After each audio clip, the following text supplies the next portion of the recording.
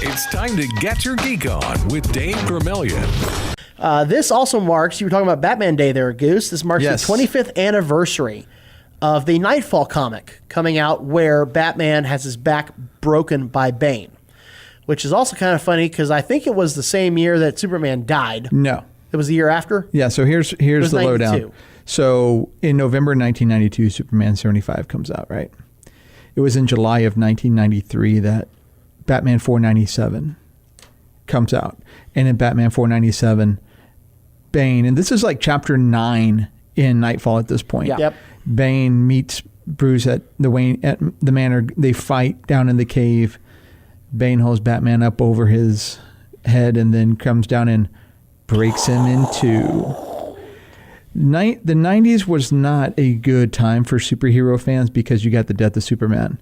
While we were coming from that, during the reign of the Supermen is when Knightfall happened. Knightfall was part 1 of a basically 4-part arc: Knightfall, Night Quest, Night's End, and Prodigal, which saw Dick Grayson pick up the mantle of the Bat for the first time, actually, because Bruce and Dick actually had not talked to each other. They had been estranged for a while.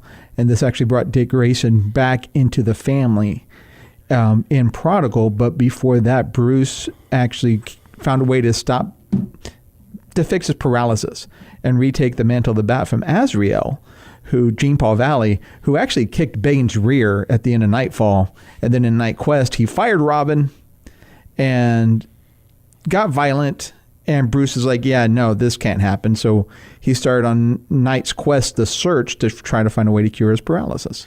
So here's my question. Looking back on it all now, we alluded to this earlier about how the DC Universe app was a little heavy on the Batman content. If you take Batman away from DC, is there really some popular content out there to support, DC itself? It's saying like the last 20 years. Let's not go back to the beginning of time or anything. Yeah. But if you look at and I'm talking all content, games, comics, movies, the whole 9 yards. I feel like nothing right now, because the reason everyone gravitates towards Batman is, one, he's a great character. He's human. We can relate to that. We can relate to the struggle that he has. But also, we've gotten so much Batman material, and that it's spanned across several generations at this point. And this is the first time that we're getting, like a Shazam film. We just very recently got a Wonder Woman film, at least like a huge, big budget live action one. And I don't foresee, unless DC has started already or is going to start now planting those seeds into cementing some of their other characters to be larger powerhouse players.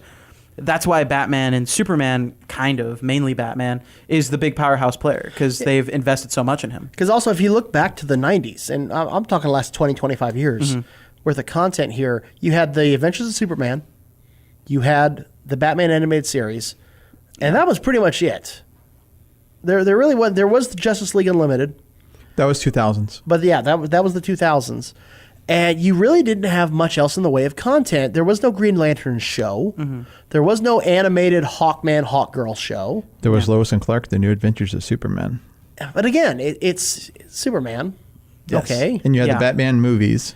Right. But if you take Batman out, see, I'm talking about like for Marvel in the last 20 years, even the last 10 years, you could take out Iron Man and you'd still have a great franchise.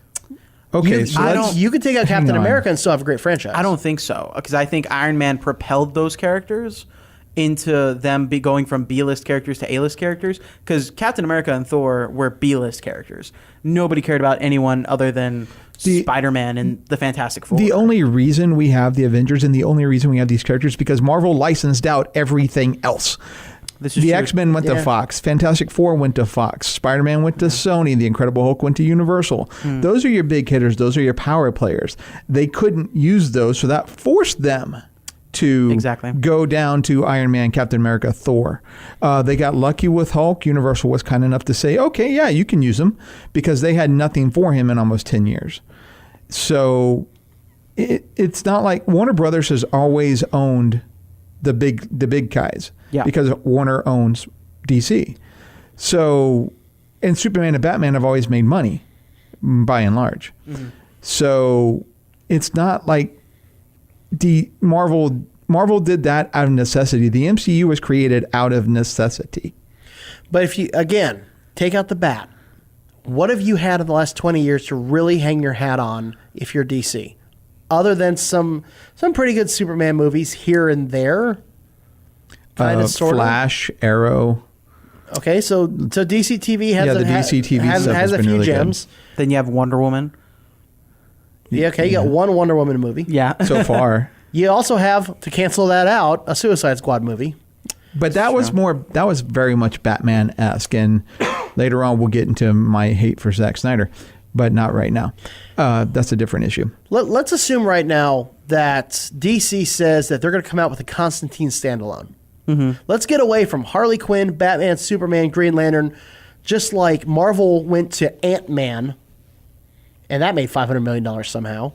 Let's assume there's going to be a Constantine reboot. A new Constantine movie. Do you think that the people are just going to jump for joy? No. Certain people will, certain people won't. The masses, the collected masses. No, because Constantine's not even a B-list character. Constantine's like a C or D-list character. Okay, Yeah, that's best. That's like if DC said, let's do The Question. There you go. Nobody cares. Exactly. But at the same time, Marvel took Ant-Man and made it into something great. That's my point. If you take away Batman from the DC universe, there's not much they can hang their hat on. Mm-hmm. Batman is literally holding together the DC franchise. Yeah. On the Marvel side, they got variety to spare as long as you're not a woman. Wow. Oh, dang. Shots fired. Hashtag shots fired.